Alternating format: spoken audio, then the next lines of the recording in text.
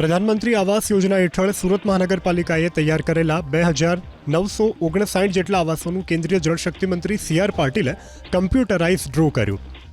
Computerise ડ્રોથી લાભાર્થીઓને આવાસોની ફાળવણી કરવામાં આવી હતી. આ કાર્યક્રમમાં ગૃહ રાજ્યમંત્રી અને માર્ગ મકાન વિભાગના મંત્રી હર્ષ સંઘવી, શહેરના કોર્પોરેટર, મહાનગરપાલિકા કમિશનર સહિતના મહાનુભાવો ઉપસ્થિત રહ્યા હતા.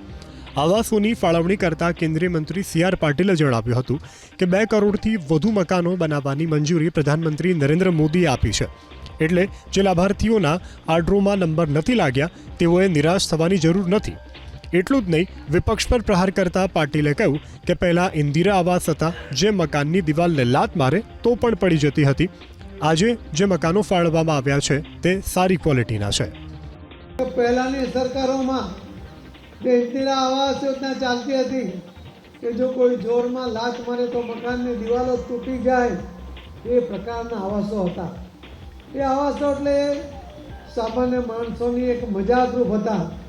જ્યારે આજે પ્રધાનમંત્રી મોદી સાહેબે જે આવાસ આપવાનું શરૂ કર્યું અને મુખ્યમંત્રી આવાસ યોજનામાં પણ જે મકાનો મળે છે એની ક્વોલિટી આપને ચોક્કસપણે એમ લાગે છે કે આપણું ઘર હોય તો આવું જ હોવું જોઈએ.